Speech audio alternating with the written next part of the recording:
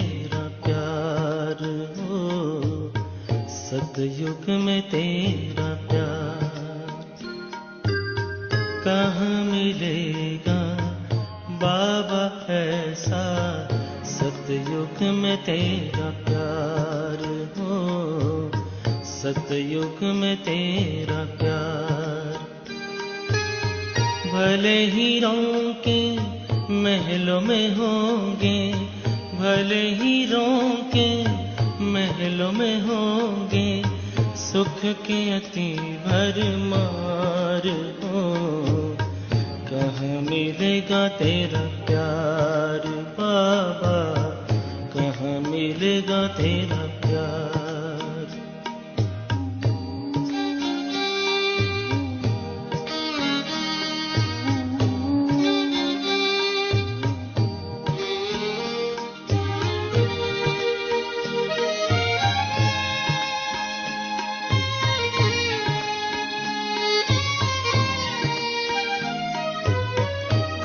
सुनाएगा मुरली वहाँ, बाबा बिना दिल लगेगा कहाँ।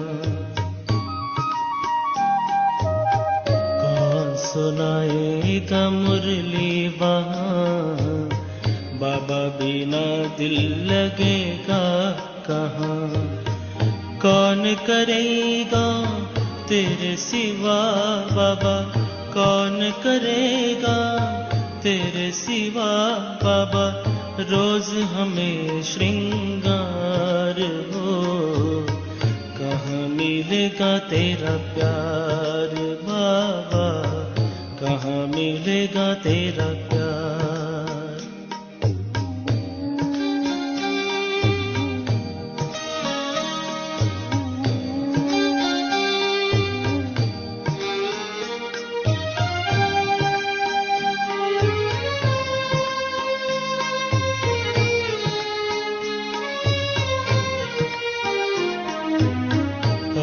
तो बाहों में झुलाते हो, पलकों पे अपने बिठाते हो, ज्ञान रत्न से सजाते हो, मीठे मीठे बोल सुनाते हो।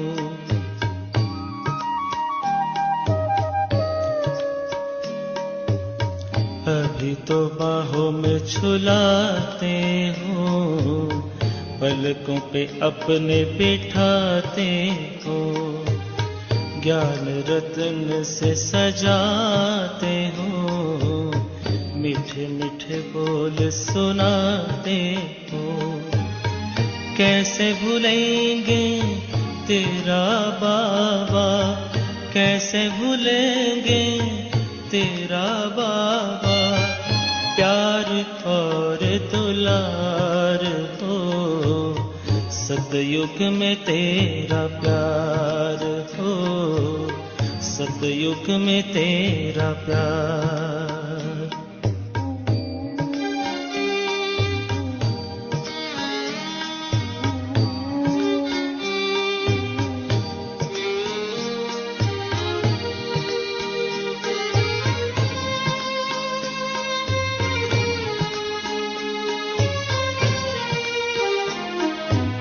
साथी बने हो तो बने रहना, सतयुग में भी न दूर रहना।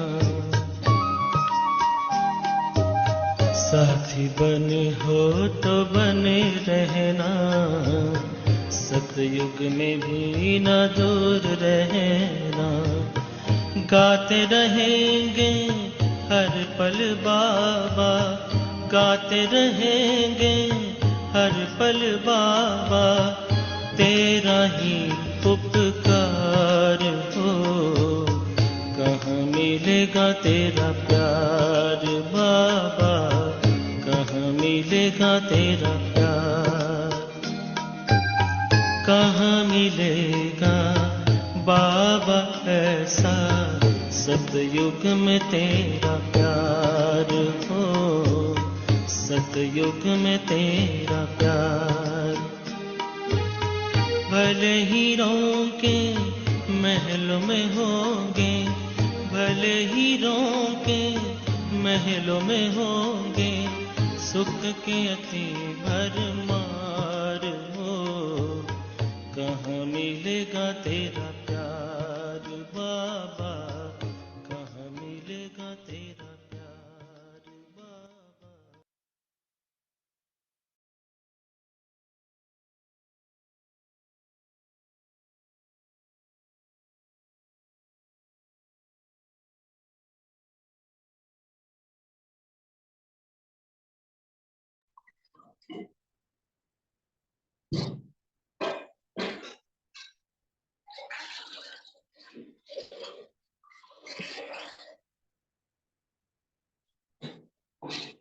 ओम शांति। Good morning. आज फाइनेंशियली नया वर्ष शुरू होने जा रहा है। आज 1 अप्रैल 2024 और आज हम सुनेंगे साकार बाप दादा के महावाक्य, जिसमें बाप दादा हम बच्चों को कहते हैं कि बच्चे, ये तुम्हारा जो पुरुषोत्तम संगम युगी जीवन है, ब्राह्मण जीवन जो है, ये बाबा कहते कि देवताओं से भी ऊंच जीवन है। और इसलिए बाबा ने कहा कि तुम अभी आस्तिक बने हो। क्यों? क्योंकि देवताएं ना रचयिता शिव बाबा को, ना उनकी रचना को, उसके आदि मध्य अंत को जानते हैं। और हमने तो अभी सब कुछ ये जान लिया है, यथार्थ रीति जान करके अभी हम आस्तिक बने हैं। तो इसलिए बाबा कहते कि ये हमारा जो जन्म है या ये हमारा जो जीवन है, ये बाबा ने कहा देवताओं से भी ऊंचा है, स्वर्ग से भी सुंदर, स्वर्ग से भी ऊंचा ये हमारा जन्म है। इसलिए इस जन्म को हीरे तुल्य जन्म कहा जाता है। वैसे तो कहा जाता है कि मनुष्य जीवन दुर्लभ जीवन कहा जाता है, लेकिन ये जो ब्राह्मण जन्म है ये सबसे दुर्लभ जन्म है। वैसे देखा जाए तो कहा जाएगा, क्योंकि सभी मनुष्य आत्माएं जो भी है तो सभी को ये जीवन प्राप्त नहीं होता है। इसलिए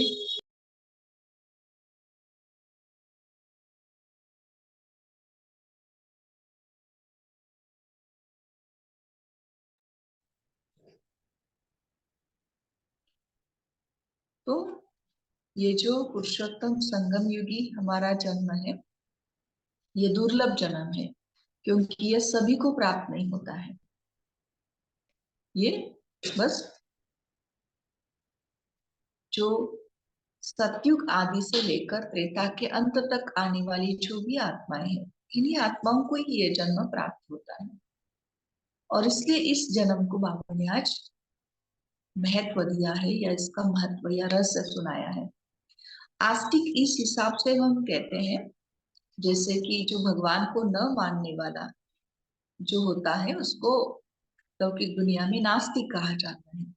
लेकिन यह हम मानते नहीं, लेकिन उसको जानते भी हैं। दुनिया वाले उसको मानते भले हैं, लेकिन उसकी नहीं मानते हैं। क्यों नहीं उसकी मानते? क्योंकि उसको जानते ही नहीं है कि वो कौन है, क्या करके कर्तव्य करते हैं। क्योंकि समझते हैं दुख सुख वही दे रहा है। हम तो समझते हैं कि वो हमारे बाबा हैं, वो हमारे शिक्षक है, वो हमारे सतगुरु है, वो हमारे सर्व संबंधी है। वो हमको आकर के सुख और सुख देते हैं, क्योंकि वो खुद सुख के सागर हैं। तो इसलिए हम अभी यथार्थ रीति उनको जानते हैं, इसलिए हम आस्तिक बने। और आस्तिक इस हिसाब से भी दादिया या वरिष्ठ कहते हैं कि जो हाँ कहने वाला है उसको कहेंगे आस्तिक, और जो ना कहने वाला है उसको कहेंगे नास्तिक। तो ना भी क्यों कहेंगे? न जानने के कारण, है ना। तो इसलिए बाबा जो भी हम बच्चों को श्रीमत देते हैं वो हमको सहज क्यों लगती है? क्योंकि हम आस्तिक बने हैं, बाबा को जान गए हैं, स्वयं को जान गए हैं, सृष्टि के आदि मध्य अंत को जान गए हैं। तो सुनते हैं बाप दादा के ही द्वारा। आज 1 अप्रैल 2024 साकार बाप दादा के महावाक्य है, मीठे बच्चे तुम्हारा यह जीवन देवताओं से भी उत्तम है। क्योंकि तुम अभी रचयिता और रचना को यथार्थ जानकर आस्तिक बने हो। क्योंकि तुम अभी रचयिता और रचना को यथार्थ जानकर आस्तिक बने हो। यथार्थ जानकर अर्थात जो है, जैसा है, उस रीति से हमने उनको जाना है, इसलिए इसको कहेंगे यथार्थ जानकर आस्तिक बने हो। मीठे बच्चे, तुम्हारा यह जीवन देवताओं से भी उत्तम है, क्योंकि तुम अभी रचयिता और रचना को यथार्थ जानकर आस्तिक बने हो। प्रश्न है, संगम युगी ईश्वरीय परिवार की विशेषता क्या है? संगम युगी ईश्वरीय परिवार की विशेषता क्या है जो सारे कल्प में नहीं होगी? तो बाप दादा कहते, इसी समय स्वयं ईश्वर बाप बनकर तुम बच्चों को संभालते हैं। संगम युगी ईश्वरीय परिवार की विशेषता क्या है? इसी समय स्वयं ईश्वर हमारे बाबा बन जाते हैं और हम बच्चों को संभालते हैं, टीचर बनकर पढ़ाते हैं। यही है संगम युगी ईश्वरीय परिवार की विशेषता कि टीचर बनकर स्वयं भगवान हम बच्चों को पढ़ाते हैं और सतगुरु बनकर तुम्हें गुल गुल, गुल मना सिंधी शब्द है, गुल मना फूल, तो सतगुरु बनकर तुम्हें गुल गुल बनाकर साथ ले जाते हैं।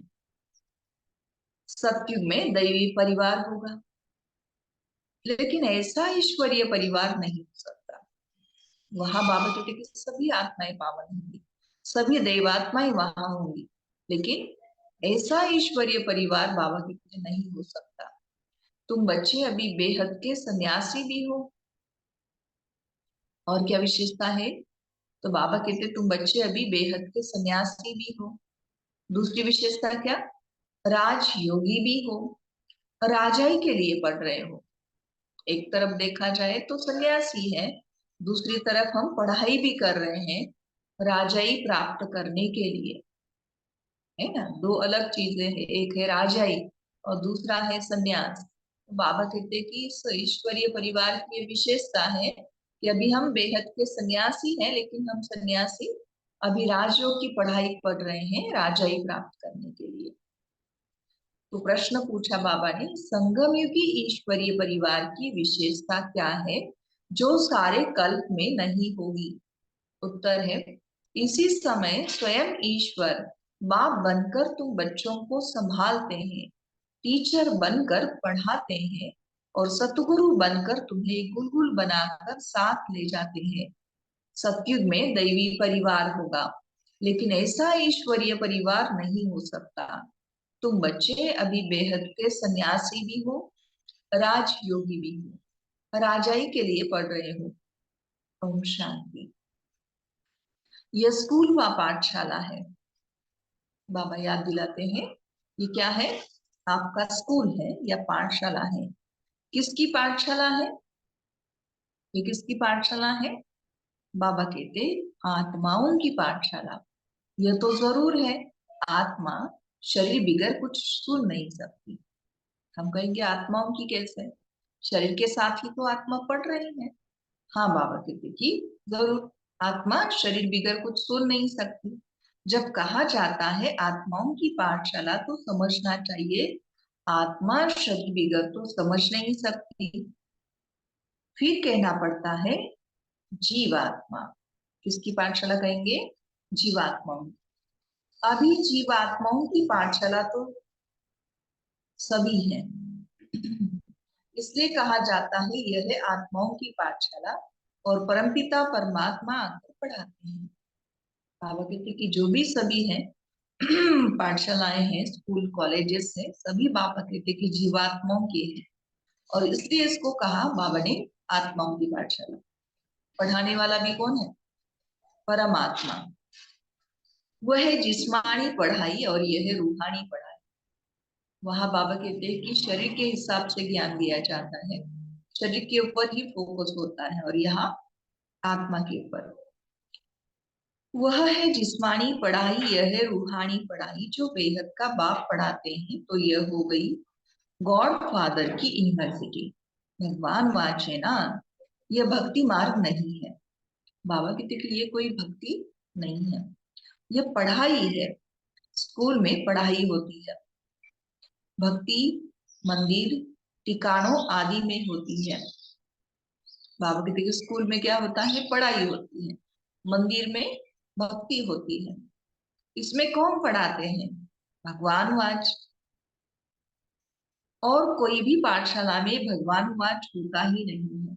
बाबा कहते हैं कोई यूनिवर्सिटी में, कोई पाठशाला में या कोई स्कूल में भगवान नहीं पढ़ाते हैं। सिर्फ यह एक ही जगह है जहाँ भगवान वाच है।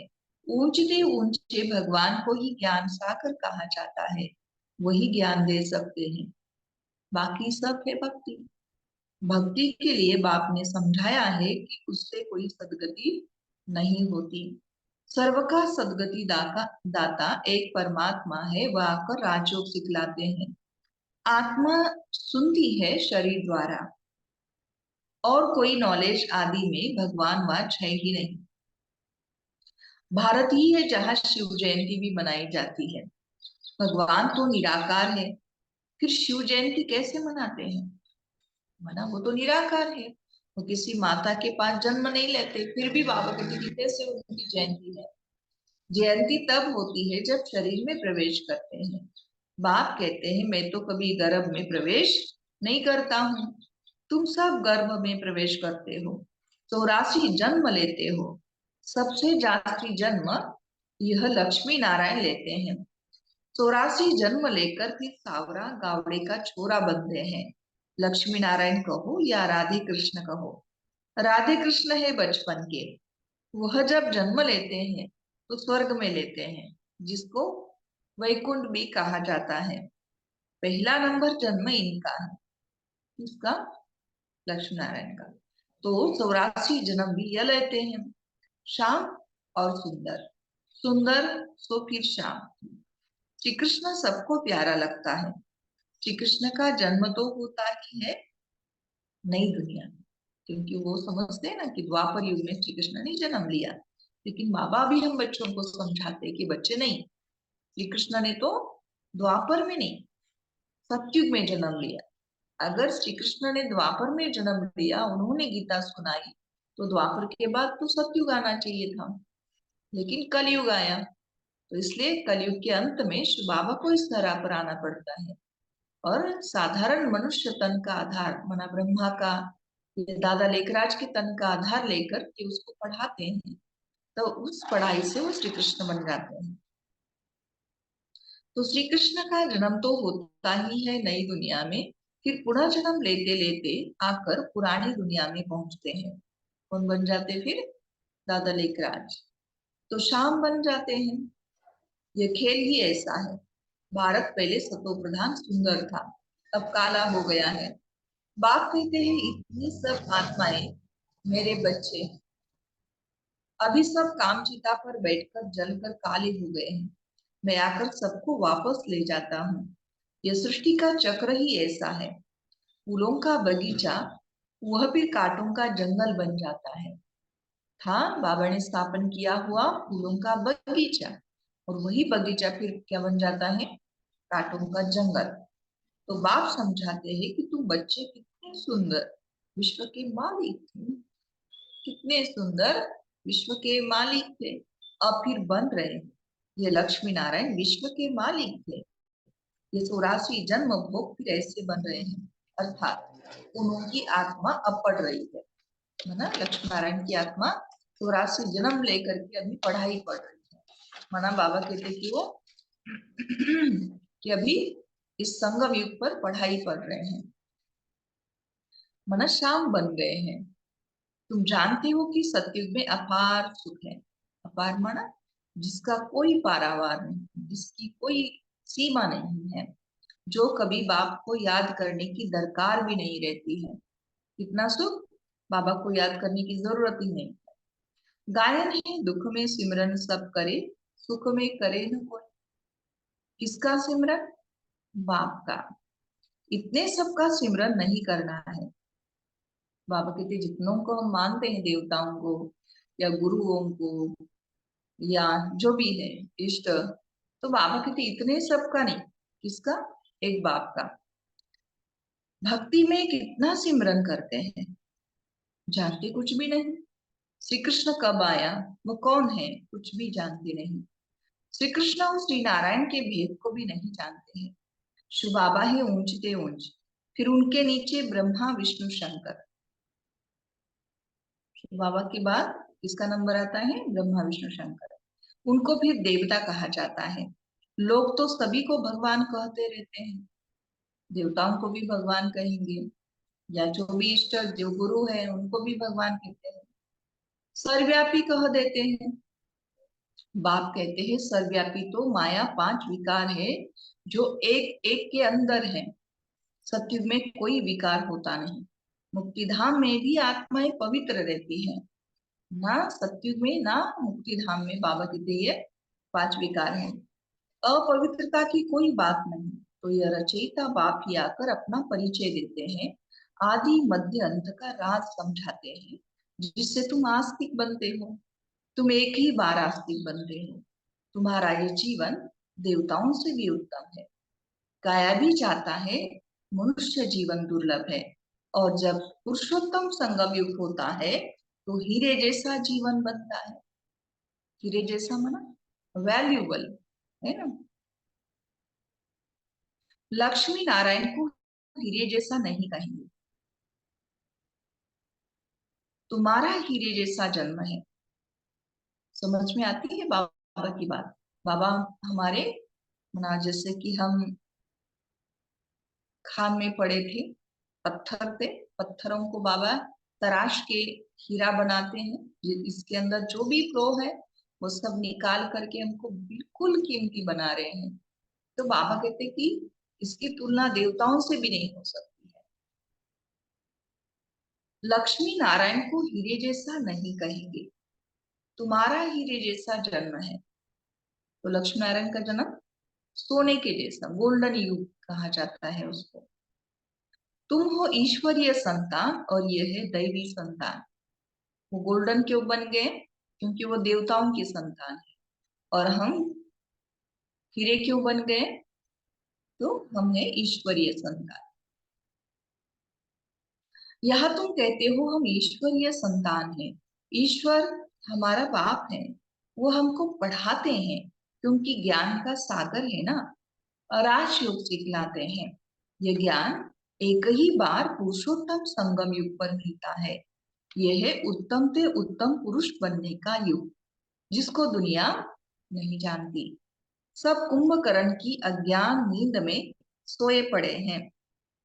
सबका विनाश सामने खड़ा है। इसलिए अब कोई से भी बच्चों को संबंध नहीं रखना है। क्या कहा बाबा ने, यह पुरुषोत्तम उत्तम से उत्तम बनने का युग है, जिसको दुनिया नहीं जानती है। सभी बाबा कहते कि कुंभकर्ण की अज्ञान नींद में सोए पड़े हैं। सभी का विनाश सामने खड़ा है, और इसलिए बाबा ने कहा कोई से भी बच्चों को संबंध नहीं रखना है। कहते हैं अंत काल जो स्त्री सिमरे, अपनी पत्नी को जिस पत्नी की जिसको याद आई, भल भले ऐसी योनि पाए। फिर से बाबा कहते कि इसी योनि में जन्म लेना पड़ेगा। अंत समय में शिव बाबा को सिमरेंगे तो नारायण योनि में आएंगे, है ना। अंत में किसकी याद होनी चाहिए, बस एक बाबा की। तो नारायण योनि में आएंगे। यह सीढ़ी बहुत अच्छी है। लिखा हुआ है हम सो देवता, तो फिर क्षत्रिय, वैश्य, सो शूद्र, सो फिर ब्राह्मण। तो इस समय है रावण राज्य, जबकि अपने आदि सनातन देवी देवता धर्म को भूल और धर्मों में फंस पड़े हैं। बाबा की दीदी कहाँ पर आकर के पहुंचे हैं, तो अभी हम शूद्र कुल में आकर के पहुंचे।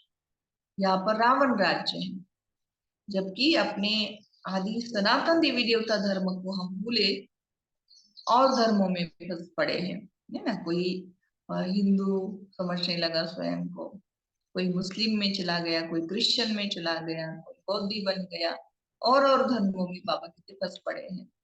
ये सारी दुनिया लंका है, बाकी सोने की लंका कोई थी नहीं, है ना। सारी दुनिया के ऊपर ही रावण का राज्य है। एक श्रीलंका के ऊपर रावण का राज्य नहीं है।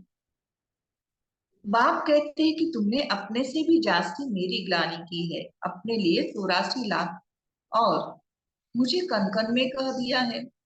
ऐसे अपकारी पर मैं उपकार करता हूँ। बाबा कहते कि खुद के लिए फिर भी 84 लाख जन्म के हैं, है ना, मर्यादा में किया स्वयं को। लेकिन बाबा को तो कहा कन कन में है। तो बाबा कहते कि कितने में मेरी आपने ग्लानि की, उपकार किया मेरे ऊपर। मैं आपको इतना सुंदर विश्व का मालिक बनाता हूँ, मैं अपना वारिस आपको बनाता हूँ, और ऐसे जो वारिस है मेरे खुद के ही बच्चे जो है वो बैठकर मेरी ही ग्लानि करते हैं। तो ऐसे अपकारी पर ही बाबा कहते मैं आकर उपकार करता हूँ। बाप कहते हैं तुम्हारा दोष नहीं, यह ड्रामा का खेल है। सतयुग आदि से लेकर कलयुग अंत तक यह खेल है जो फिरना ही है। इसको सिवाय बाप के कोई समझा ना सके। तुम सब ब्रह्मा कुमार कुमारिया हो, तुम ब्राह्मण हो ईश्वरीय संतान, तुम ईश्वरीय परिवार में बैठे हो। सतयुग में होगा दैवी परिवार, अभी कहाँ है ईश्वरीय परिवार में, वहां कौन होगा दैवी परिवार। इस ईश्वरीय परिवार में बाप तुमको संभालते भी हैं, पढ़ाते भी हैं, फिर गुरुकुल बनाकर साथ भी ले जाएंगे। तुम पढ़ते हो मनुष्य से देवता बनने के लिए, ग्रंथ में भी है मनुष्य से देवता किए परतन लागी बात। इसलिए परमात्मा को जादूगर कहा जाता है, ठीक है ना। वो उनको मनुष्य से देवता बनाता है लेकिन करतन लागी बात ऐसे कहा। तो बाबा कहते कि इसका मतलब क्या हुआ, वो जादूगर है, मनुष्य को देवता बनाता है। नरक को स्वर्ग बनाना जादू का खेल है ना। नरक से स्वर्ग, स्वर्ग से नरक बनने में 84 जन्म, फिर नरक से स्वर्ग चक्ति में बनता है। चक्ति में माना सेकंड में, 1 सेकंड में जीवन मुक्ति। मैं आत्मा हूँ, आत्मा को जान लिया, बाप को भी जान लिया, और कोई मनुष्य यह नहीं जानते कि आत्मा क्या है। गुरु अनेक है, सतगुरु एक है। कहते हैं सतगुरु अकाल, परमपिता परमात्मा एक ही सतगुरु है, परंतु गुरु तो ढेर है, निर्विकारी कोई है नहीं। बाबा कहते कि इस अंतिम जन्म में या इस कलयुग की सृष्टि पर अभी कोई निर्विकारी नहीं है, सब विकार से ही जन्म लेते हैं। अभी राजधानी स्थापन हो रही है, तुम सब यहाँ राजाई के लिए पढ़ते हो, राजयोगी हो, बेहद के सन्यासी हो। वह हठयोगी है हद के सन्यासी, बाप आकर सभी की सदगति कर सुखी बनाते हैं। बाबा कहते कि वो जो हठयोगी सन्यासी होते हैं वो हद के सन्यासी होते हैं, माना एक अपने कुटुंब परिवार को छोड़ देते हैं और जंगल में जाकर के तपस्या करते हैं। अभी तो बाबा कहते कि वो भी जंगल से निकल करके शहर में आकर के पड़े हैं, लेकिन हम तो इस पुरानी दुनिया का ही सन्यास करके, एक घर का नहीं, सभी का, है ना। बाबा ने कहा कि ये सब मरे पड़े हैं, इनका विनाश सामने खड़ा है, इससे इसमें बुद्धि नहीं हमारी जानी चाहिए, बस एक बाप में ही बुद्धि जानी चाहिए, तब जाकर के अंत में शिव बाबा की याद बनी रहेगी और नारायण योनि हमको प्राप्त हो जाएगी। तो बाप आकर सभी की सदगति कर सुखी बनाते हैं। मुझे ही कहते हैं सतगुरु अकाल मूरत, वहां हम घड़ी घड़ी शरीर छोड़ते और लेते नहीं। अकाल मूरत को क्या है बाबा को, क्योंकि बाबा हमको ऐसी दुनिया स्थापन करके देते हैं जहां हमको घड़ी घड़ी शरीर छोड़ने की जरूरत नहीं पड़ेगी।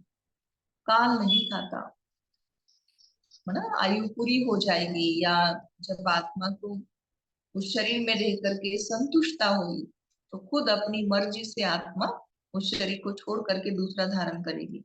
इसलिए उसको काल खाए, उस काल ने खाया ऐसे भी नहीं कहेंगे। तुम्हारी भी आत्मा अविनाशी है परंतु पतित और पावन बनती है। बाबा के जैसे ही हमारी भी आत्मा अविनाशी है, इसका विनाश नहीं होता है ना, ये शिव बाबा में जाकर के समाधि है ना और कोई बात। तो बाबा कहते कि परंतु फर्क इतना है कि पतित और पावन बनती है, निर्लेप नहीं है। ड्रामा का राज भी बाप ही समझाते हैं, रचेता ही रचना के आदि मध्य अंत का राज समझाएंगे ना। ज्ञान का सागर वही एक बाप है, वही तुमको मनुष्य से देवता डबल सिताज बनाते हैं। तुम्हारा जन्म कौड़ी जैसा था। कौड़ी जैसा माना बिल्कुल कोई कीमत नहीं थी। ऐसे बाबा कहते कि आपका जन्म था। अब तुम हीरे जैसा बन रहे हो, क्योंकि किसने हमको अपना बनाया। इस आधार पर हमारा जन्म या हमारी वैल्यू भी बन गई। बाप ने हम सो सोहम का मंत्र भी समझाया है। क्या है अर्थ इसका? हम सो सोहम का, हम सो आत्मा, सो परमात्मा, ऐसे नहीं। हम सो ब्राह्मण, सो देवता, सो क्षत्रिय, सो वैश्य, सो शूद्र, सो फिर ब्राह्मण बनते हैं। हम परमात्मा नहीं बनते हैं। तो बाबा ने कहा, वह कह देते आत्मा सो परमात्मा। अब तुम हीरे जैसा बन रहे हो। बाप ने हम सो सोहम का मंत्र भी समझाया है। वह कह देते आत्मा सो परमात्मा, परमात्मा सो आत्मा, हम सो सोहम। तो हम सो सोहम क्या अर्थ? क्या हमने सुना कि हम ब्राह्मण सो देवता, क्षत्रिय, वैश्य, शूद्र, सो फिर ब्राह्मण बनते हैं। बाप कहते हैं आत्मा सो परमात्मा कैसे बन सकती है। बाप तुमको समझाते हैं कि हम आत्मा इस समय तो ब्राह्मण है, फिर हम आत्मा ब्राह्मण सो देवता बनेंगे, फिर सो क्षत्रिय बनेंगे, फिर सो शूद्र, सो ब्राह्मण। सबसे ऊंचा जन्म तुम्हारा है। यह ईश्वरीय घर। तुम किसके पास बैठे हो बताओ? बाबा पूछ रहे हैं तुम किसके पास बैठे हो? माता पिता के पास। क्योंकि बाबा ने पहले क्या कहा? ये ईश्वरीय घर है, सब भाई बहन है। बाप आत्माओं को शिक्षा देते हैं, तुम सब हमारे बच्चे वर्षे के हकदार हो। इसलिए परमात्मा बाप से हर एक वर्षा ले सकते हैं। बूढ़े छोटे बड़े सबको हक है बाप से वर्षा लेने का। तो बच्चों को भी यही समझाओ, अपने को आत्मा समझो और बाप को याद करो तो पाप कट जाएंगे। बाबा कहते लौकिक में आप रहते हो, गृहस्थी हो, आपके बाल बच्चे हैं, उनको भी बाबा कहते कि यही बात समझाओ कि अपने को आत्मा समझो और बाप को याद करो तो पाप कट जाएंगे। है ना? लौकिक में पहले हम थे तो जो भी हम करते थे पूजा पाठ या भक्ति, ये सब हमने उनको समझाया। अभी बाबा कहते कि सही विधि समझाओ कि अपने को आत्मा समझो और बाप को याद करो तो पाप कट जाएंगे। भक्ति मार्ग वाले इन बातों को कुछ भी समझेंगे नहीं। अच्छा, मीठे मीठे सिखिलदे बच्चों प्रति माता पिता बाप दादा का याद प्यार और गुड मॉर्निंग। रूहानी बाप की रूहानी बच्चों को नमस्ते। हम सब रूहानी बच्चों की रूहानी माता पिता बाप दादा को याद प्यार गुड मॉर्निंग और नमस्ते नमस्ते नमस्ते बाबा। अभी हम रात की क्लास सुनेंगे। बच्चे बाप को पहचानते भी है, समझते भी है कि बाप पढ़ा रहे हैं। जैसे मधुबन घर में पांडव भवन में अगर हम रहते हैं तो आप सबने देखा होगा, अभी ऑनलाइन भी ये रात की क्लास हम सुन सकते हैं। रोज रात की क्लास रहता है ना? किसी भी महारथी का या कोई भाई बहनों का रोज रात की क्लास रहता है। ऐसे बाबा भी बच्चों को रोज रात की क्लास कराते थे। ऐसे ये रात की क्लास है बाबा का। बच्चे बाप को पहचानते भी है, समझते भी है कि बाप पढ़ा रहे हैं, उनसे बेहद का वर्षा मिलना है। परंतु मुश्किलात यह है जो माया भुला देती है। पहचानते हुए समझते हुए वर्षा मिलने वाला है, बाबा पढ़ा रहा है, बाबा कहते मुश्किलात यह है कि माया भुला देती है, कोई ना कोई विघ्न डाल देती है जिससे बच्चे डर जाए। ऐसा विघ्न डाल देती है जो हिम्मत का कदम उठाया है पुरुषार्थ के लिए, वो बाबा कहते कि बच्चे डर जाए, ऐसा विघ्न डाल देती है। उसमें भी पहले नंबर में विकार में गिरते हैं। आंखें धोखा देती है। आंखें कोई निकालने की बात नहीं है, बाप ज्ञान का नेत्र देते हैं। ज्ञान और अज्ञान की लड़ाई चलती है। बाबा क्या करते हैं, आंखें निकालने की बात नहीं करते हैं, लेकिन बाबा क्या करते हैं कि ज्ञान के नेत्र बना देते हैं। ये जो स्थूल नेत्र हैं हमारे, जिससे हम सारी स्थूल चीजें देखते थे, तो जो सूक्ष्म बातें हैं या सूक्ष्म चीजें हैं, उनको देखने की बाबा हम बच्चों में वो शक्ति भर देते हैं, ज्ञान का नेत्र देते हैं। और ज्ञान और अज्ञान की लड़ाई चलती है। ज्ञान है बाप, अज्ञान है माया। ज्ञान और अज्ञान की लड़ाई में ना बाबा और माया की लड़ाई चलती है। इनकी लड़ाई बहुत तीखी है, गिरते हैं तो समझ में नहीं आता कैसी है ये लड़ाई। गिर भी गए हैं लेकिन पता भी नहीं चलता कि मैं गिर गया हूँ। फिर समझते हैं कि मैं गिरा हुआ हूँ, मैंने अपना बहुत कल्याण किया है। माया ने एक बार हराया तो फिर चढ़ना मुश्किल हो जाता है। अंडरलाइन वाली बात। बड़ा बाबा ने हम बच्चों को हाथ दे करके इतना बड़ा, जैसे कि चोटी तक पूरा हम डूबे हुए थे, तो वहां से बाबा ने हमको बाहर निकाल दिया। लेकिन फिर से अगर हम गिरे तो बाबा कहते कि मुश्किलात बहुत है, चढ़ना मुश्किल हो जाता है। बहुत बच्चे कहते हैं कि हम ध्यान में जाते, परंतु उसमें भी माया प्रवेश हो जाती है।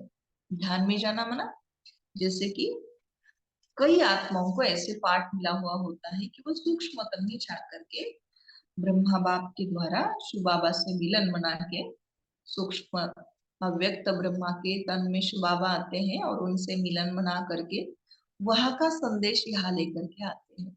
इसका एग्जाम्पल आपने मधुबन घर में जब बाबा को गुरुवार को भोग लगता है, तो भोग के बाद संदेशी अपना संदेश सुनाती है, तो उसको कहेंगे ध्यान की अवस्था। तो बाबा कहते हैं कि कोई है जो समझता है कि मैं कौन हूँ, कि मैं संदेशी हूँ, मैं ध्यान में जाता हूँ। लेकिन बाबा कहते हैं कि इसमें भी माया प्रवेश हो जाती है।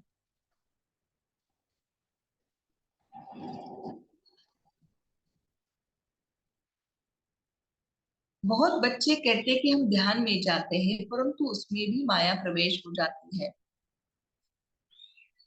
क्योंकि वहां तो आवाज वाली बात नहीं है, वो तो मूवी है, मतलब ओठों की भाषा वहां होती है। मतलब ओठ हिलेंगे लेकिन समझ, मतलब सामने वाला उसको समझे, ऐसी वाली बातें होती हैं। इसलिए संदेश यहाँ करके सुनाते ना, बाबा ने ऐसे कहा, एक पहाड़ी था, थी पहाड़ी के पीछे बाबा थे, मैं इधर उधर बाबा को देख ही रही थी, तब बाबा सामने आकर के खड़े हो गए, ऐसे हुआ ऐसे हुआ, मैंने ये समाचार सुनाया, है ना। तो बाबा कहते कि परंतु उसमें भी माया प्रवेश हो जाती है, पता भी नहीं पड़ता है। क्या पता भी नहीं पड़ता है? अगर ध्यान में जाने की ही आदत हो गई, तो बाबा को याद करके अपने विकर्मों को विनाश में आत्मा करो, इसके ऊपर ध्यान नहीं जाता है। फोकस कहाँ? बस ध्यान में जाना है। माया चोरी कराएगी, झूठ बुलवाएगी। बाबा कहते पता नहीं पड़ता है बच्चों की, गिर गए। माया चोरी कराएगी, झूठ बुलवाएगी। माया क्या नहीं कराती है, बात मत पूछो। गंदा बना देती है, बुलबुल बनते बनते फिर चीची बन जाते हैं। कौन सा रास्ता पकड़ा था? फूल बनने का, और क्या बन गए? गंदे। माया ऐसी जबरदस्त है जो घड़ी घड़ी गिरा देती है। इसलिए बाबा ने कहा ना कि ज्ञान और अज्ञान की लड़ाई शुरू होती है। बच्चे कहते हैं बाबा हम घड़ी घड़ी भूल जाते हैं। तदबीर कराने वाला तो एक ही बाप है, परंतु किसी की तकदीर में नहीं है, तो तदबीर भी कर नहीं सकते। इसमें कोई की पास खातिरी भी नहीं हो सकती। बाबा कहते कि जैसे कि वहां खातिरी करते हैं ना, कोई अनपढ़ है या कोई डल बुद्धि है तो उसको एक्स्ट्रा पढ़ाई दी जाती है। टीचर बैठ करके एक्स्ट्रा चार्जेस लेंगे और उसको एक्स्ट्रा पढ़ाएंगे। तो बाबा कहते हैं कि इसमें कोई की पास खातिरी भी नहीं हो सकती, ना एक्स्ट्रा पढ़ाते हैं। उस पढ़ाई में तो एक्स्ट्रा पढ़ने लिए टीचर को बुलाते हैं, ये तो तकदीर बनाने लिए सभी को एक रस पढ़ाते हैं। ये पढ़ाई माना क्या है? तकदीर है। तो बाबा कहते हैं तकदीर बनाने लिए सभी को एक रस पढ़ाते हैं। एक एक को अलग कहाँ तक पढ़ाएंगे, कितने ढेर बच्चे हैं। उस पढ़ाई में कोई बड़े आदमी के बच्चे होते हैं, अधिक खर्च कर सकते हैं तो उनको एक्स्ट्रा भी पढ़ाते हैं। टीचर जानते हैं कि यह डल है, इसलिए पढ़ाकर उनको स्कॉलरशिप लायक बनाते हैं। यह बाप ऐसे नहीं करते। कौन? यीशु बाबा। ये हमारा बाबा ऐसे एक्स्ट्रा पढ़ाई वगैरह डल है तो नहीं कराते हैं। ये तो सभी को एक रस पढ़ाते हैं। वह हुआ टीचर का एक्स्ट्रा पुरुषार्थ कराना, क्योंकि वो देहधारी टीचर है, ये तो सुप्रीम टीचर है, इसलिए इसको एक्स्ट्रा एफर्ट करने की जरूरत नहीं पड़ती है। ये तो एक्स्ट्रा पुरुषार्थ किसी को अलग कराते नहीं है। एक्स्ट्रा पुरुषार्थ माना ही टीचर कुछ कृपा करते हैं, भल ऐसे पैसे लेते हैं, खास टाइम दे पढ़ाते हैं जिससे वह जास्ती पढ़कर होशियार होते हैं। यहाँ तो जास्ती कुछ पढ़ने की बात ही नहीं, इनकी तो बात ही एक है। एक ही महामंत्र देते हैं, मन मना भव का। याद से क्या होता है ये तो तुम बच्चे समझते हो। बाप ही पतित पावन है, जानते हो उनको याद करने से ही हम पावन होंगे। सॉरी, जानते हो उनको याद करने से ही हम पावन बनेंगे। अच्छा, गुड नाइट। हमारा भी रूहानी बाप को गुड नाइट, नमस्ते। धारणा के लिए मुख्य सार बाबा सुना रहे हैं। पहली पॉइंट है, सारी दुनिया अब कब्र दाखिल होनी है। एक सेकंड, जब भी बाबा हम बच्चों को कुछ भी ऐसी बात सुनाते हैं तो आंखें बंद करके ये रियलाइज करना होता है कि बाबा अगर कहते हैं कि ये दुनिया कब्र दाखिल होनी है, तो कोरोना में तो हमने अनुभव किया ही है, तो उस चीज को सामने लाएंगे कैसे। बड़ा कुटुंब के कुटुंब चले गए, कोई बचा नहीं। कई कई जगह तो बस छोटे बच्चे बचे थे, है ना, जो बहुत छोटे थे, तो ऐसे एक ही कोई बचा, बाकी सब चले गए। तो ये सारी दुनिया बाबा कहती है कब्र दाखिल होनी है, विनाश सामने है। इसलिए कोई से भी संबंध नहीं रखना है। अंत काल में एक बाप ही याद रहे, संबंध नहीं रखना है ना, संबंध तोड़ना नहीं है, लेकिन याद नहीं करना है। याद में बस एक बाप होना चाहिए। दूसरी पॉइंट, शाम से सुंदर पति से पावन बनने का यह पुरुषोत्तम संगम युग है। यही समय है उत्तम पुरुष बनने का। सदा इसी स्मृति में रह स्वयं को कौड़ी से हीरे जैसा बनाना है। वरदान, ज्ञान धन द्वारा, ज्ञान धन द्वारा प्रकृति के सब साधन प्राप्त करने वाले पद्मा पदम पति भव। ज्ञान धन द्वारा प्रकृति के सब साधन प्राप्त करने वाले पद्मा पदम पति भव। देखो बाबा ने कहा ना कल की वाणी में कि जब हम बाबा से वरदान प्राप्त करते हैं स्नेह के रिटर्न में, तो इसमें सब प्राप्तियां है, कोई भी अप्राप्त वस्तु नहीं है। वैसे सब साधन प्राप्त करने वाले पद्मा पदमपति भव। ज्ञान धन स्थूल धन की प्राप्ति स्वतः कराता है। माना जो आत्मा ज्ञानी बन जाता है, चाहे वो लौकिक का ज्ञान है या लौकिक पढ़ाई है, तो उस लौकिक ज्ञान में भी कोई किसी चीज का अगर कोर्स उठाता है तो भी उसको स्थूल धन की प्राप्ति होती है। और यहाँ तो ये स्वयं ज्ञान सागर का ज्ञान है, ये अमर कथा है, ये सत्यनारायण की कथा है। तो ज्ञान धन स्थूल धन की प्राप्ति स्वतः कराता है। जहाँ ज्ञान धन है वहां प्रकृति स्वतः दासी बन जाती है। ज्ञान धन से प्रकृति के सब साधन स्वतः प्राप्त हो जाते हैं। इसलिए ज्ञान धन सब धन का राजा है। जहाँ राजा है वहां सर्व पदार्थ स्वतः प्राप्त होते हैं।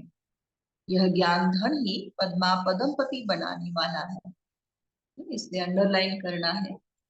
आजकल देखा जाए तो वर्तमान समय सभी का कारोबार बहुत बढ़ गया है, और जिसमें हम छुट्टी करते हैं तो बस एक मुरली की, बाकी सारी चीजों को निभाएंगे।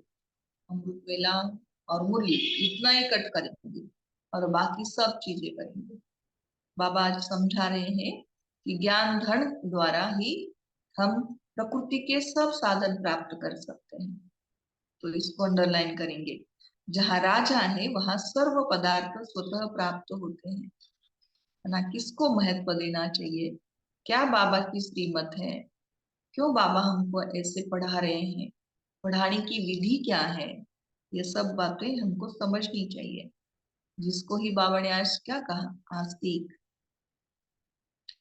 तो जहाँ राजा है वहां सर्व पदार्थ स्वतः प्राप्त होते हैं, या यह ज्ञान धन ही पद्मा पदमपति बनाने वाला है।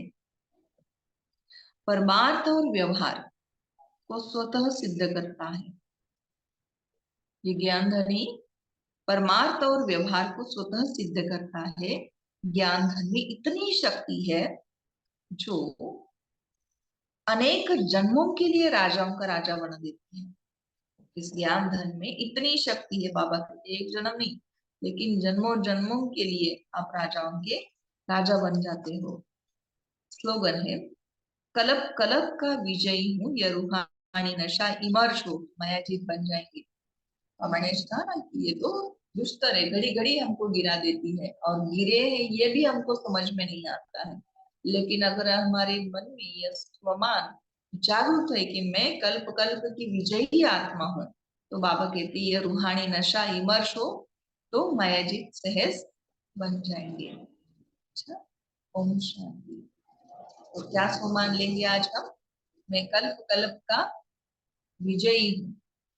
दूसरा, मैं ज्ञान धन से स्थूल धन, है ना, प्रकृति के सभी साधनों को प्राप्त करने वाली सिद्धि स्वरूप या पद्मा पदमपति आत्मा हूँ।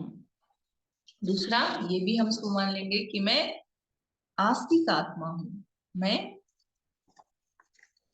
तुल्य जन्म प्राप्त करने वाली आत्मा हूँ, मैं ईश्वरीय संतान हूँ, मैं ईश्वरीय परिवार की आत्मा हूँ।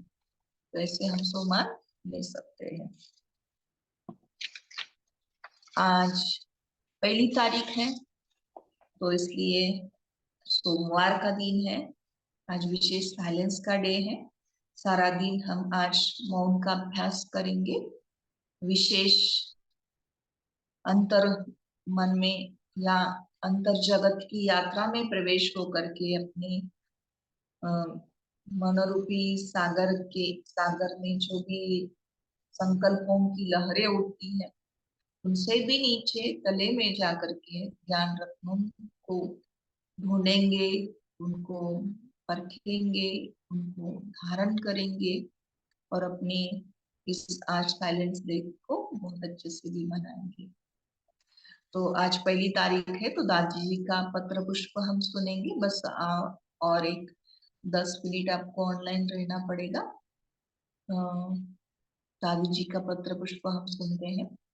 परमात्मा प्रत्यक्षता के लिए आपस में संस्कार मिलन की रास करते संगठन को शक्तिशाली बनाओ।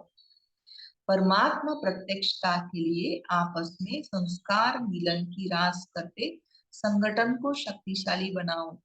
कौन सी रास करनी है, संस्कार मिलन की। संस्कार माना हर एक का संस्कार अलग अलग होता है, आदतें जो भी है वह अलग अलग होने के कारण फिर वो मैच नहीं हो पाती। लेकिन बाबा आज हमको कहते हैं कि अगर हमको संगठन को शक्तिशाली बनाना है तो संस्कारों को मिलाना पड़ेगा। परमात्मा प्यारे अव्यक्त मूर्त माता पिता बाप दादा की अति स्नेही सदा संस्कार मिलन की रास करने वाले ब्रह्मा बाप समान उदार चित कल्याणकारी रहम दिल निमित्त टीचर्स बने तथा देश विदेश के सर्व बाबा के नूरी रतन बाबा ब्राह्मण कुलभूषण भाई बहने ईश्वरीय स्नेह संपन्न मधुर याद स्वीकार करना जी। बात समाचार, संगम युग के यादगार त्योहार को धूमधाम से मनाते सभी ने बहुत अच्छी बेहद की सेवाएं की है। महाशिवरात्रि के पावन पर्व पर चारों तरफ शिव भोलानाथ बाबा को प्रत्यक्ष करने के लिए अनेकानेक कार्यक्रम हुए हैं, जिनके समाचार तो मीडिया द्वारा सुनते और देखते रहते हैं। बाबा सदा कहते, बच्चे सिवाय तो ब्राह्मण जीवन का श्वास है, सेवा बिना यह ब्राह्मण जीवन नहीं। लेकिन सेवा करते, अंडरलाइन, लेकिन सेवा करते स्थिति सदा ऊंचे से ऊंची महान रहे। कभी भी आपस में संस्कारों का टकराव न हो। जैसे ब्रह्मा बाप के संस्कार सदा निर्माण चित, उदार चित, परोपकार की भावना से संपन्न रहम दिल के रहे, ऐसे आप बच्चों के संस्कार उनके समान हो। कैसे थे ब्रह्मा बाप के संस्कार? सदा निर्माण चित्त, उदार चित्त, परोपकार की भावना से संपन्न, रहम दिल के। सदा ध्यान रहे कि हमारी स्थिति स्तुति के आधार पर न हो। हमारी स्थिति स्तुति के आधार पर न हो।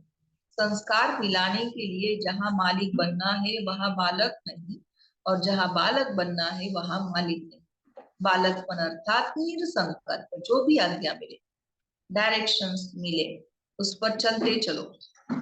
मालिक बन अपनी राय दो, फिर बालक बन जाओ तो टकराव से बच जाएंगे। अंदर में कोई भी भाव स्वभाव पुराने संस्कार व विकर्म का कीचड़ा न हो। जब ऐसी सच्चाई और सफाई रखेंगे तब सबके प्रिय बनेंगे। अभी हम सबको प्रभु प्रिय के साथ साथ दैवी परिवार का भी प्रिय बनना है। सदैव यही कोशिश करनी है कि मेरी चलन, संकल्प, वाणी, हर कर्म सुखदायी हो। संस्कारों को मिलाने के लिए स्वयं को इतने तक मिटाना है। बाबा कहते संस्कारों को मिलाने के लिए स्वयं को इतने तक मिटाना है जो पुरानी नेचर बदलकर ईश्वरीय नेचर बन जाए। बाबा कहते बच्चे एक दो की बातों को स्वीकार करो और सत्कार दो तो संस्कार मिलन सहज हो जाएगा। अंडरलाइन करना है क्या बाबा ने कहा? एक दो की बातों को स्वीकार करो और सत्कार दो तो संस्कार मिलन सहज हो जाएगा और संपूर्णता व सफलता समीप आ जाएगी। है ना? अभी ही शिवरात्रि हुई है और शिवरात्रि के बाद बाबा हम बच्चों को ये सुना रहे हैं। और अभी अभी हमने ये अनुभव किया कि जब हम सेवा के क्षेत्र में उतरते हैं तो हर एक का स्वभाव संस्कार अलग अलग होने के कारण कैसे संस्कारों में टकराव हो जाती है। एक ने कहा दूसरे ने माना, ऐसे न होते हुए हम अपनी भी मत चलाते हैं या अपने मत को भी वैल्यू देनी चाहिए, मानना चाहिए, ऐसा हट भी हम करते हैं, जिद सिद्ध करते हैं। तो बाबा सुना रहे हैं कि इतना तक मिटाना है स्वयं के संस्कारों को जो पुरानी नेचर बदल ईश्वरीय नेचर बन जाए। तो बाबा कहते बच्चे एक दो की बातों को स्वीकार करो और सत्कार दो तो संस्कार मिलन सहज हो जाएगा और संपूर्णता व सफलता समीप आ जाएगी। बोलो हमारे मीठे मीठे भाई बहन ऐसे ही लक्ष्य रख सदा एक मत एक रस के द्वारा संगठन को एकता के सूत्र में पिरोते हुए परमात्मा प्रत्यक्षता के कार्य में तीव्र गति से आगे बढ़ रहे हो ना। समय भी अचानक के कई खेल दिखाता है, इसलिए सभी बाबा के बच्चों को अपने हर स्थान को तपस्या कुंड बनाना है। अचानक कुछ भी हो सकता है, इसलिए बाबा कहते कि बाबा के हर स्थान, चाहे वो लौकिक है अलौकिक, ये बाबा का सेंटर है या मधुबन घर है, तो उसको क्या बनाना है? तपस्या कुंड। सदा योग की अग्नि प्रज्वलित रहे, संकल्पों पर पूरा कंट्रोल हो, हलचल में भी स्थिति सदा अचल अड़ुल रहे, तब योग के गहन अनुभव कर सकेंगे। अब हम सबको संगठित रूप में पूरे विश्व को पवित्र मनसा द्वारा सुख शांति के वाइब्रेशन फैलाने की सेवा करते रहना है। मनसा सेवा के लिए जरूर समय निकालना है। बाकी यह अव्यक्ति मिलन की सुहावनी सीजन बहुत अच्छी रही। देश विदेश से लाखों बाबा के बच्चे मधुबन घर में आए और खूब भरपूर होकर के गए। अभी फिर वार्षिक मीटिंग के पश्चात राजयोग शिविर, विंग्स के कार्यक्रम तथा योग भट्टियां चलती रहेगी। मधुबन घर तो हरेक को अपनी ओर और सदा आकर्षित करता रहता है। सभी को मधुबन आने का सदा ही इंतजार रहता है। बाबा ने तपस्या के लिए ऐसा सुंदर स्थान बनाया है जो कोई भी यहाँ आते ही रिफ्रेश हो जाता है। क्यों रिफ्रेश हो जाता है? क्योंकि ये बाबा की कर्म भूमि है, ये बाबा का तपस्या धाम है ना, तपस्या भूमि है। और यह बाबा के बेहद के वैरागीपन के वाइब्रेशंस, वायुमंडल बना हुआ है। ऐसे व्यक्त बाप दादा ने कल वाणी में सुना है ना। अच्छा, सभी को बहुत बहुत याद ईश्वरीय सेवा में दादी रतन मोहिनी जी। तो विशेष इस मास हम इसका अभ्यास करेंगे कि कैसे संस्कार मिलन की रास करते हुए संगठन को मजबूत बनाना है। तो अव्यक्त ईश्वर आज हम सुनते हैं, संस्कार मिलन की रास करो। आज का पहला अव्यक्त ईश्वर बाप दादा दे रहे हैं। बाप दादा समय की समीपता प्रमाण अभी संस्कार मिलन की महारास देखना चाहते हैं। इसके लिए पहले स्वयं को एडजस्ट कर दूसरों से संस्कार मिलाने का दृढ़ संकल्प करो। वो एडजस्ट हो जाए नहीं, क्या करना है, पहले स्वयं को एडजस्ट कर दूसरों से संस्कार मिलाने का दृढ़ संकल्प करो। एडजस्ट करने की शक्ति संस्कारों को मिला देगी। एडजस्ट करने की शक्ति बाबा कहते कि आपके और उनके संस्कारों को जरूर मिला देगी। इसलिए दृढ़ संकल्प करना है कि पहले मुझे एडजस्ट होकर के दूसरों से संस्कार मिलाना है। अच्छा, ओम शांति। फिर से याद दिला रहे हैं कि आज सोमवार है, विशेष आज मौन का दिन रहता है, तो विशेष अटेंशन रखेंगे, ज्यादा से ज्यादा वाणी को कंट्रोल करेंगे। न बोलना इसको कहा जाता है सोने जैसा, लेकिन कंट्रोल करना इसको कहा जाता है हीरे जैसा। तो कंट्रोल करना है। ओम शांति।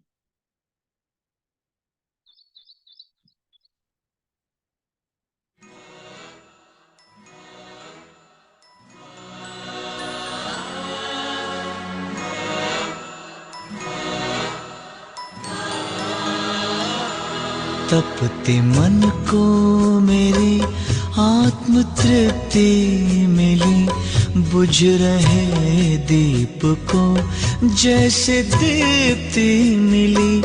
तपते मन को मेरे आत्म तृप्ति मिली, बुझ रहे दीप को जैसे दीप्ति मिली।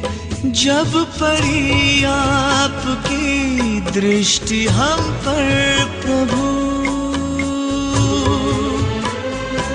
जब पड़ी आपकी दृष्टि हम पर प्रभु, जैसे जीवन मिला ज्योति जगती मिली, जैसे जीवन मिला ज्योति जगती मिली, जैसे जीवन मिला ज्योति जगती मिली। तपते मन को मेरे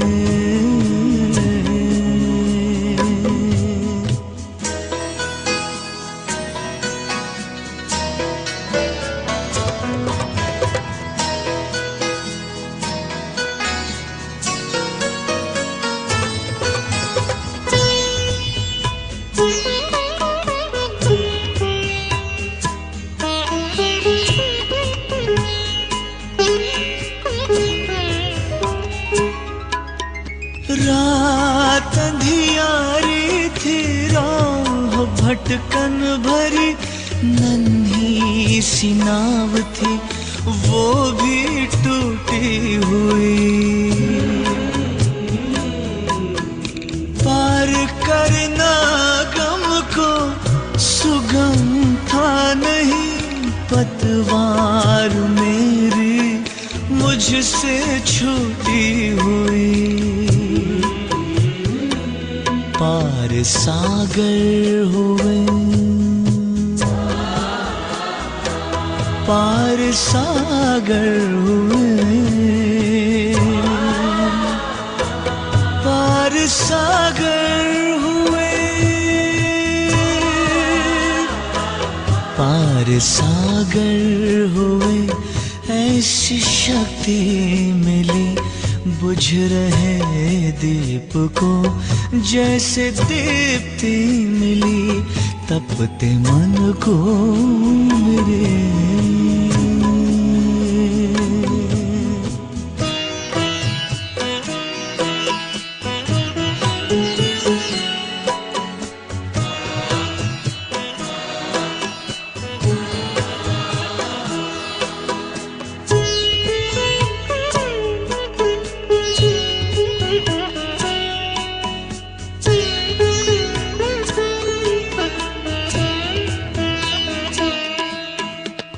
तप का फल है मिला, प्रभु कृपा हो गई।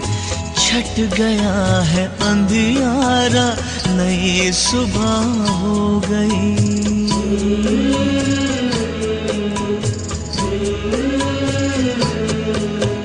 जन्मों के पुण्य मेरे आज उदय हो गए, जीवन की हर डगर उजियारी हो गई। ज्ञान चक्षु खुले, दिव्य दृष्टि मिले। ज्ञान चक्षु खुले, दिव्य दृष्टि मिले। बुझ रहे दीप को जैसे दीप्ति मिली। जब पड़ी आपकी दृष्टि हम पर प्रभु, जब पड़ी आपकी दृष्टि हम पर प्रभु, जैसे जीवन मिला, ज्योति जगती मिली। जैसे जीवन मिला, ज्योति जगती मिली। जैसे जीवन मिला, ज्योति जगती मिली। तपते मन को मेरे आत्म तृप्ति मिली। बुझ रहे दीप को जैसे दीप्ति मिली। तपते मन को मेरे आत्म तृप्ति मिली। बुझ रहे दीप को जैसे दीप्ति